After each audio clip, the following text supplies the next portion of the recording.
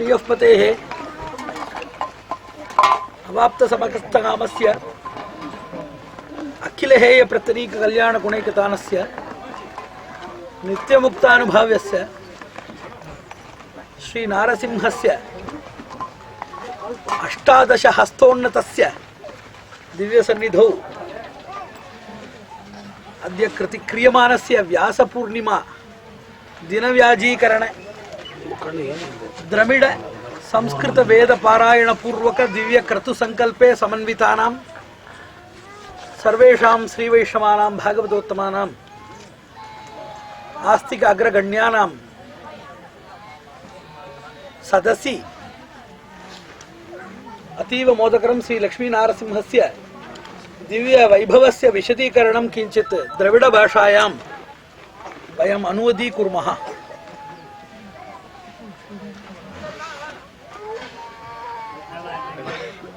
अत्र विशिष्यते सर्वेषामपि ज्ञातं हि विष्णुः सर्वोत्तमः पुरुषोत्तमः सर्वदेवदेवः स्वे महिम्नि प्रतिष्ठितः सर्वजीव नियंता कर्ता कारयिता नियमिता इत्यादिकं तु सर्वशास्त्र उपनिषत्सु प्रसिद्धमेव। तत्रापि परत्वादि पंचक अवस्था समन्वितस्य बहुविध वेषधरस्य असंख्येय विभवावतार वैभवस्य असंख्यात अवतार गणेषु सद्योजात इति प्रसिद्धः सिंह भद्र नरहरि नरसिंह इत्यादि बहूनां नाम्नां विख्यातस्य श्री नारसिंहस्य विषये श्री रामकृष्णादि अवतार विशेषेषु ते अतीव कालं तत्र मानुषैः सह सजातीयैः सह अत्रैव उषित्वा स्वसल्लापेन स्पर्शेण भाषणेन मनोरंजक लीला श्रेष्ठादिभिः सर्वेषां मन बुद्धि शरीरादिकं तत्र आकृष्टवन्तः इति हि ज्ञातम्। रामस्य जननं दशरथात् तथैव नन्दगोपात् हि कृष्णस्य जन्म। एवं गर्भे अंतःप्रविश्य प्रजापतिश्चरति गर्भे अंतः इति वेदवचन प्रकारात् कस्यचन पुरुषस्य उक्तं हि यजुर्वेदे पिता पुत्रेण पितृमान् योनियोनौ नावेद विन्मनुते तं बृहन्तमिति तथैव सर्वलोकपिता यौ सर्वलोकपिता अज न जन्म विद्यसे अतएव त्वम् अज इत्यभिधीयसे इति शास्त्रसिद्धं हि न जन्मं विद्यते यस्य सा अजः अजायमानोऽपि स्वपुत्रगणेषु कंचन भाग्यवन्तं स्वसंकल्पेन स्वीकृत्य पुत्रयोनिं सम्प्राप्य आत्ममायया संभविष्यति स्वसंकल्पेन सम्यक् भविष्यति जायते अभिजायते इत्यर्थः। तथैव स्वपुत्रगणेषु कंचन अन्तःप्रविश्य नियम्य च तस्य पुत्रस्य पितुःखरणं स्वसंकल्पेन संकार्य भगवान् नानाविध रूपधरणं कृत्वा अवतरति अन्यानपि अवतारयिष्यति इति शास्त्रसिद्धम्। तथैव रामः गर्भे उषित्वा दशमासे गर्भे तत्रैव कौसल्याः गर्भाशये उषित्वा पुनरागत्य गुहेन सहितः शबर्या सहितः विभीषण सहितः सुग्रीवादि वानरगणैः समन्वितः सम्भवन् तस्य अवतार कारणं कारयामास। तथैव कृष्णस्य लीला ज्येष्ठ विषये अपि पूतनादि असुर संहारञ्च मालाकार अक्रूर कुब्जा घंटाकर्ण इत्यादि नानाविध योनिषु जायमानानां वैष्णवानां स्वसंकल्पैक प्रतीक्षितानां स्वपदाब्जैक संचरीकानां विषये तस्य कारुण्यादिकं तस्य सौलभ्य सौशील्यादि गुणादिकं प्रदर्शयामास इत्यादिकमपि वयं शुश्रुम। आगत्य वर्षसहस्राणि उषित्वा कृष्णस्य आयुःकालस्तु तत्र रामानुजवर्यात् पञ्चावधि अधिका भवेत् इति 120 संवत्सरपर्यन्तं श्री रामानुज आचार्यवर्याणां वयः तस्य आयुःकालः। तथैव 5 वर्ष अधिक एव कृष्णस्य आयुः। स तु 125 कालपर्यन्तं द्वापरयुगे तेषाम् आयुःकाल आसीत्। तदानीं तत्र त्रेधायुगे विस्तीर्णतमे काले दशवर्षसहस्राणि दशशतानि राज्याभिषेकमपि धारयन् श्रीरामः परमपदं प्राप्तवन्तः। तथैव बहुकालम् अत्रैव उषित्वा जनैस्तः सम्भाषण वीक्षण स्पर्श आलिङ्गनादि चेष्टितविशेषेषु सर्वान् तत्र अपहृतवान् श्रीरामः तथैव कृष्णः।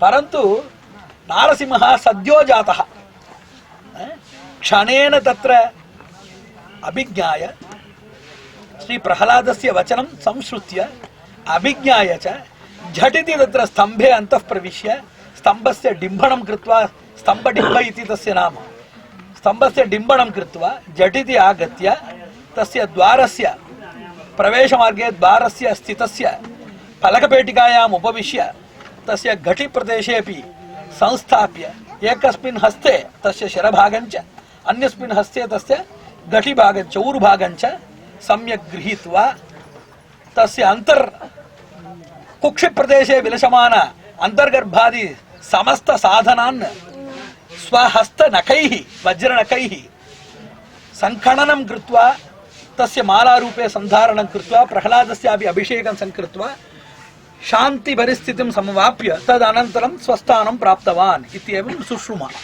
तथैव सहस्रकालाधिकम् अत्रैव उषित्वा वीक्षणस्पर्शादिषु स्वसौन्दर्य औज्ज्वल्य सौकुमार्यादि गुणविशेषैः ये आहृतवन्तः तस्मादपि क्षणकाल आगमनेन क्रूररूपेण घोररूपेण तस्मादपि अधिकतरेण नारसिंहस्य आकर्षणं वा दशदिनेभ्यः प्राक् कञ्चन वयं पश्यामश्चेत् अद्य पृच्छामि चेत् तस्य नाम न जाने तस्य रूपं न जाने इत्यादिकं वयं वक्तुं शक्नुमः। स्मृतिपथं न आयाति। दशदिनेभ्यः प्राग् कञ्चन पुरुषः तत्र दृष्ट्वा तस्य पुरुषस्य नाम रूपलक्षणादिकं विस्मर्तुं शक्यते। कृतयुगश्चेत् प्रायशः 40 लक्षवर्षम् अधीत्य तस्य कालातीतोपि तस्य पुरुषस्य स्मरणं पूजनम् इत्यादिकं तस्य कालादपि अधिकतया विशेषतया सञ्जायते चेत् किं तस्य पारसिंहस्य नारसिंहस्य परमपुरुषस्य पुरुषोत्तमस्य शौर्यादिकं वक्तुं शक्यते। आरायुं शीर्मैत्ते इति यत्र अनुवदति द्राविडाचार्याः एवमेव तत्र विषयः तत्र अभिवक्तुं शक्यते, कोऽपि न वक्तुं शक्यते। कालाधीतं नारसिंहस्य स्थानादिकम् इदानीं तु न दृश्यते। लक्षाधिककाल तत्र आनन्तर्येण अद्यापि स्मर्यते, पूज्यते, सम्भाव्यते। शनैः शनैः तस्य भक्तजनाः अधिकायन्ते, न तु अल्पायन्ते, अधिकायन्ते। 50 संवत्सरेभ्यः प्राक् नारसिंहस्य क्षेत्रादिकं सर्वे यत्र जीर्णीदृष्टं तत्सर्वम् इदानीं नूतनतया सर्वे सम्प्रोक्षमाणाः सन्ति। नूतननिर्माणञ्च पुनस्स्थापित जीर्ण आलयानां सम्प्रोक्षण नूतनालय निर्माणादिकञ्च तत्र तत्र विशिष्टरूपे स्वर्ण रजत वज्रैः अलङ्करणञ्च पादयात्रा च सेवकानां बाहुल्यञ्च वारं वारम् उत्सवादि आधिक्यञ्च इदानीम् अस्माभिः अवगम्यते, दृश्यते, अनुभूयते च। तथैव धीरे धीरे कालस्य मार्गे सर्वे तत्र रामकृष्णादि अवताराः अपि तत्र जीर्णा भवेयुः, विस्मृता भवेयुः। परन्तु कालातीत विशेषेषु चतुर्युगेषु प्रथमयुगे अवतीर्णस्य श्री नारसिंहस्य महिमा अद्यापि तत्र अधिकायते, तत्र बृहती भवति, न तु तत्र अल्पीयते इति एतस्मिन् विषये एव श्री नारसिंहस्य स्वेतर समस्त अवतार विलक्षण महिमा सम्यक् अवगन्तुं शक्यते इति शास्त्र तात्पर्यार्थः।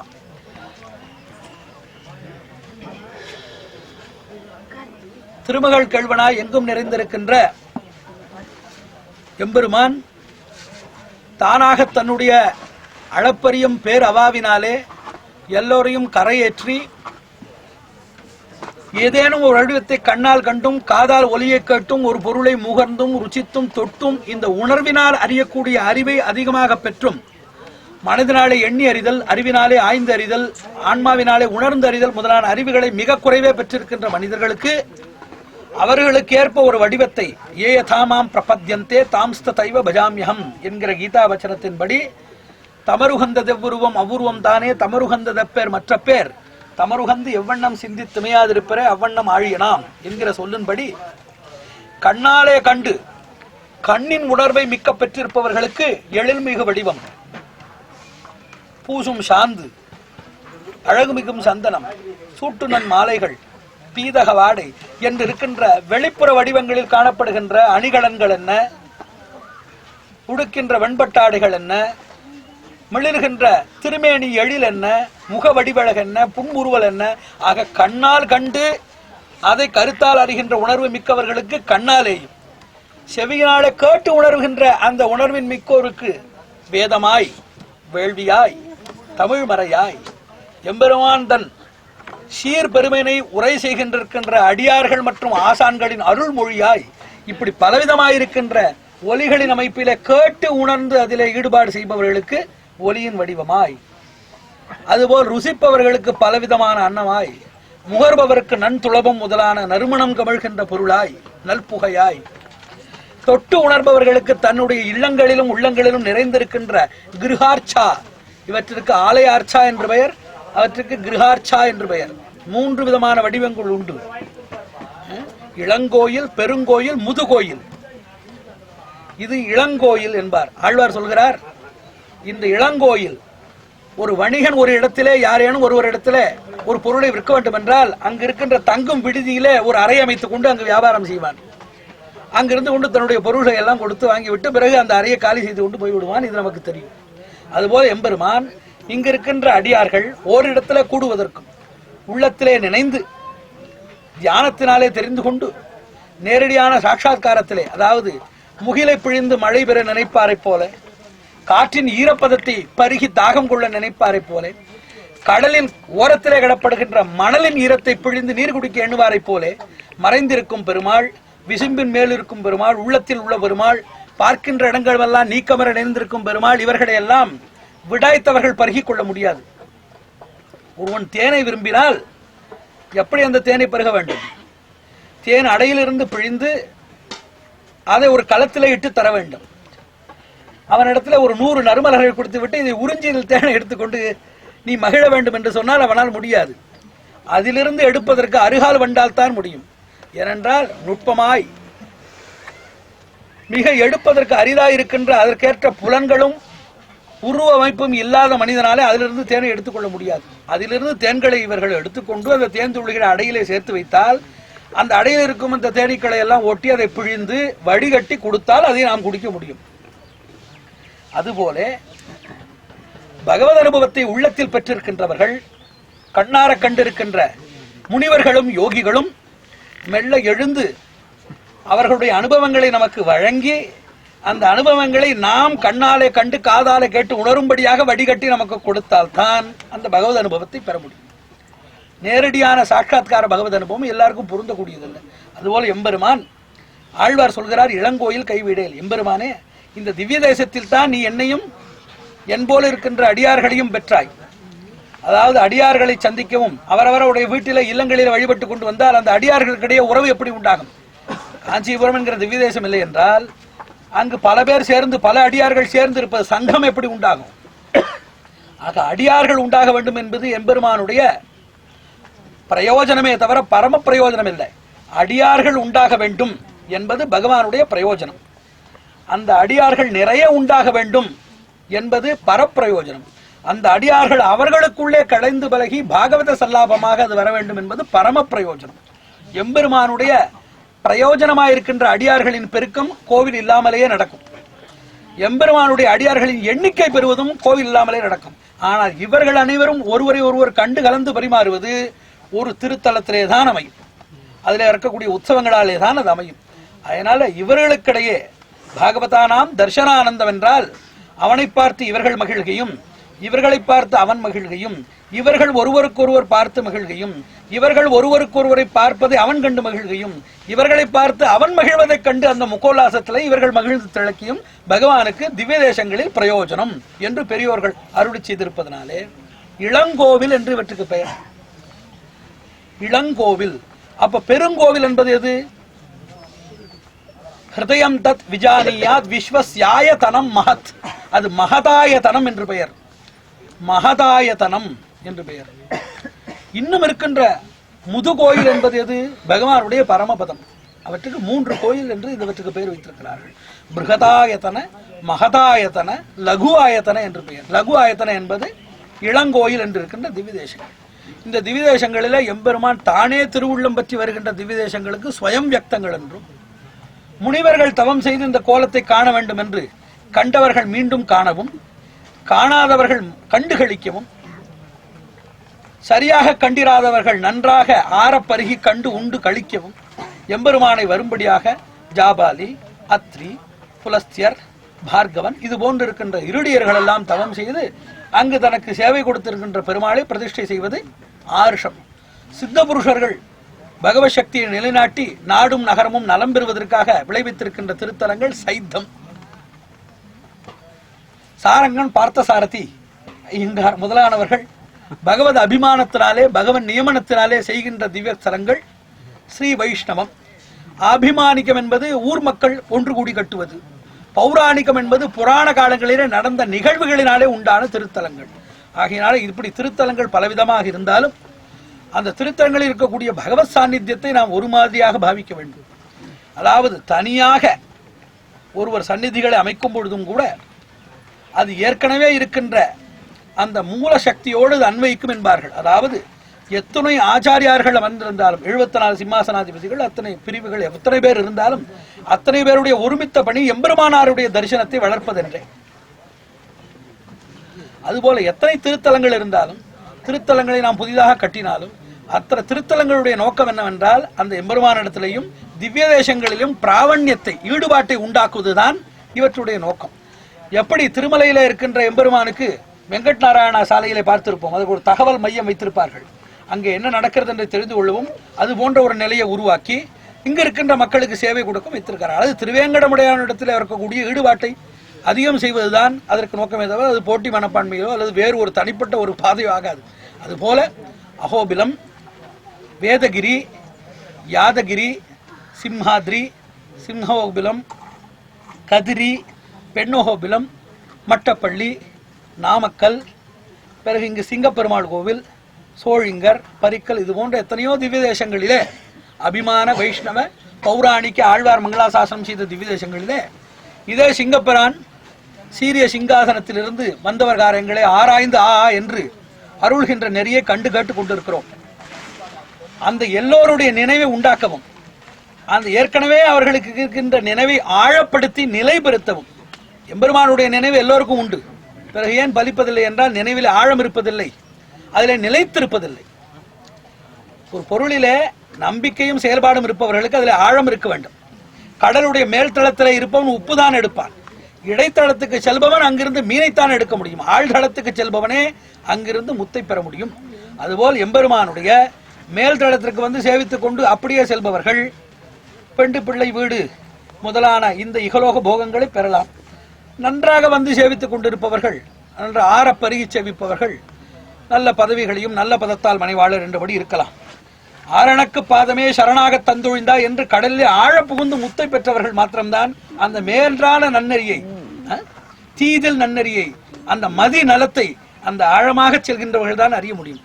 ஆக அறியாதவர்களுக்கு மேல் நிலமும், மேலிடத்தில் இருப்பவருக்கு இடைத்தளமும், இடைத்தளத்தில் இருப்பவர்களை ஆழ புகுத்தவும், ஆழ புகுந்தவர்கள் ஆழத்திலிருந்து சூழ்நிலை பிணைப்பினாலே வெளி வந்து விடாதபடி அங்கே நிலை பெறச் செய்யவும் இது போன்று உள்ள திவ்ய தேசங்களை, திவ்ய ஸ்தானங்களை பெரியவர்களும் பெரியவர்களாலே நியமிக்கப்பட்டவர்களும் பெருமாளாலே நியமிக்கப்பட்டவர்களும் ஆங்காங்கே செய்திருக்கிறார்கள்.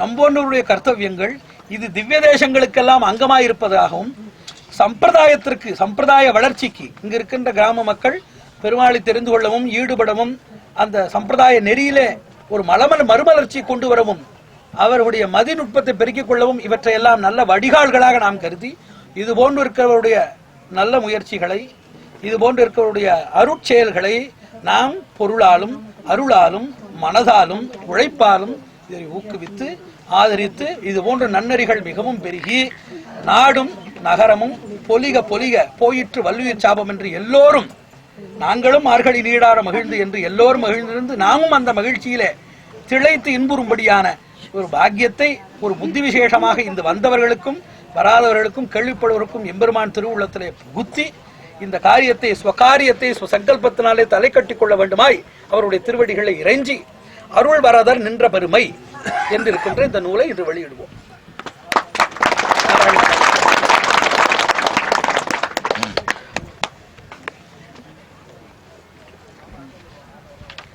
அதாவது எளிமையான தமிழில எங்களை போல இலக்கிய நடைய அதெல்லாம் எதுகை மோனையெல்லாம் வைத்து மக்களை துன்புறுத்தாமல் அவர்களை எளிமையால இன்புறுத்தி யாரையும் எதிர்பாராமல் மிகச்சிறியதா இங்கிருந்து ஒருவர் காஞ்சிபுரத்துக்கு செல்வதற்குள்ள இந்த புத்தகத்தை படித்துக் கொண்டு இதனுடைய விஷயங்களை தெரிந்து கொள்ள முடியும்.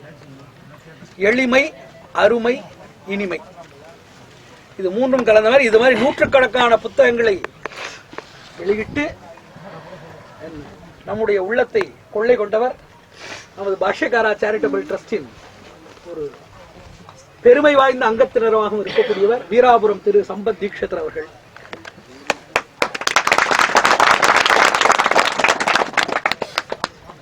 அருள் வரதன் என்ற பெருமை என்ற நூலை இங்கு வெளியிடுவது மிகுந்த ஒரு பாக்கியத்தை கொடுக்கும். ஏனென்றால் இன்று வியாச பூர்ணிமா என்பதற்கு கூட வரும்பொழுது சொல்லிக் கொண்டு வந்தேன்.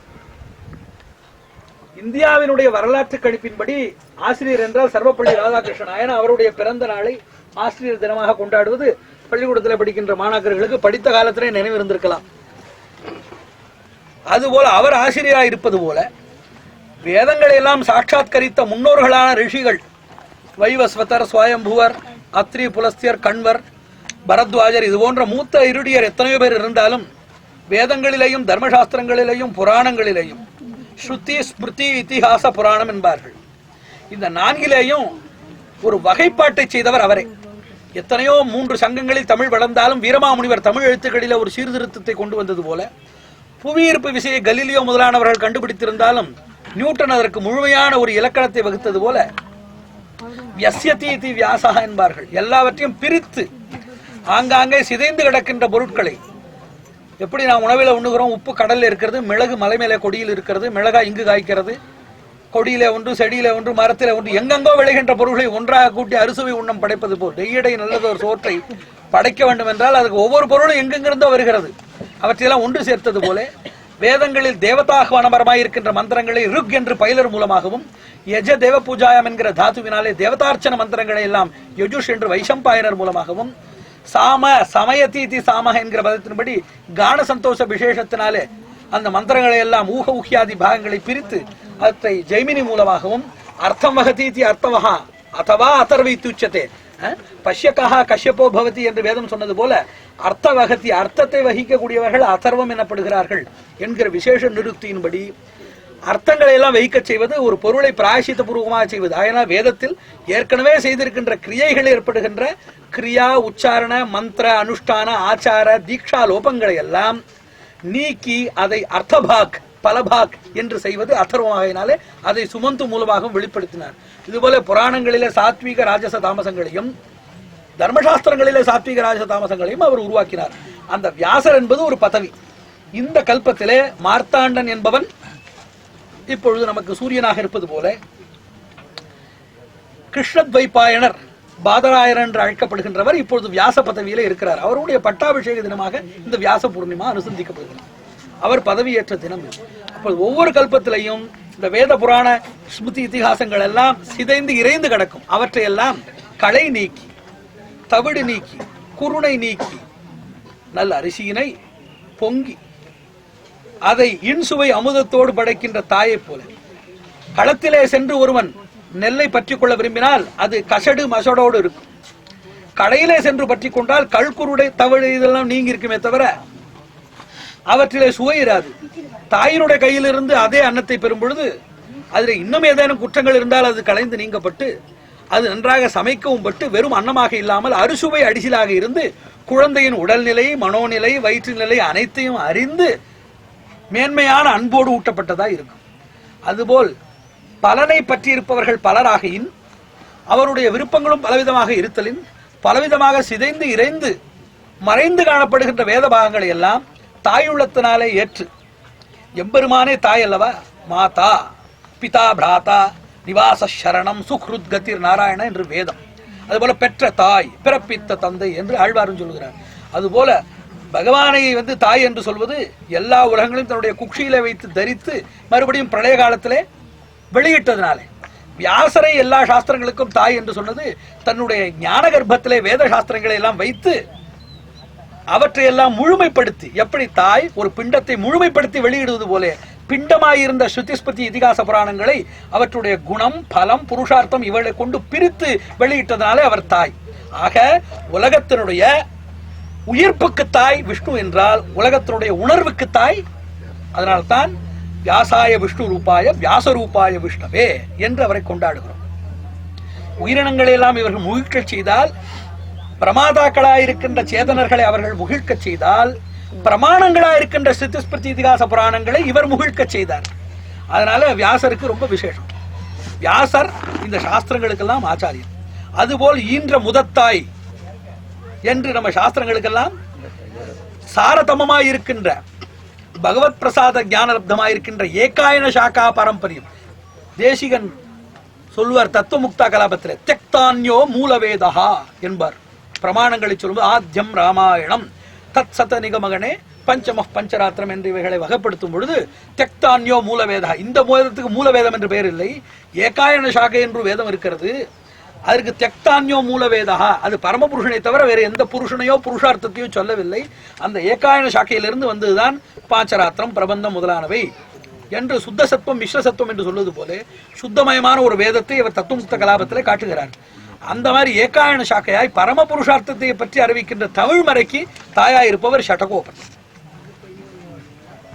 அந்த தமிழ் மறையாயிருக்கின்ற ஷடகோபனுக்கு, அந்த தமிழ் மறைக்கு தாயாயிருக்கின்ற ஷடகோபனுக்கு அதை வளர்க்கின்ற பெற்றாலும் செவிலியர் வளர்ப்பதை பார்க்கிறோம். சில குழந்தைகளை செவிலியர் வளர்ப்பதை பார்க்கிறோம். போஷாக்கோடு அவற்றை வளர்க்க வேண்டும் அல்லவா? அதற்கு இதத்தாயாயிருப்பவன் ராமானுசன். ஆக வியாசராயிருக்கின்ற வேதஸ்ருதி இதிகாச புராணங்களாயிருக்கின்ற பிரமாணங்களை எல்லாம் தன்னுடைய ஞான கர்ப்பத்திலே வைத்து போஷித்து வளர்த்து வெளிப்படுத்தி ஞான பாரம்பரியத்தை உண்டாக்கி இருக்கின்ற வியாசாபிஷேக தினமாய் இந்த பௌர்ணமி என்று அதெல்லாம் ஸ்வயத்திரலப்த ஞான பரம்பரை. இப்பொழுது நமோ வாச்சே என்கிற மந்திரத்திலே உதிதா அனுதிதா என்று இருக்கின்ற 2 வகையான வேதங்களை பற்றி பார்க்கிறோம். உதிதா அனுதிதா, தன்னுடைய முயற்சியினாலே தோன்றியவை, தன்னுடைய முயற்சியினாலே தவத்தினாலே சாட்சாத்கரிக்கப்பட்டவை உதிதா என்று இருக்கின்ற வடமொழி வேதம். அனுதிதா ந ஸ்வயத்னேன உதிதா யா ஸ்ருதி சா அனுதிதா, தன்னுடைய முயற்சியினாலே வரவில்லை. இவரே தன்னைத்தானே இன்கவி பாடினான், மயர்வர மதிநலம் அருளினன் என்று ஆழ்வார் சொன்னபடி அவரே இவர்களை கருவியாக்கி கொண்டு பாடிய வேதங்கள் இவை.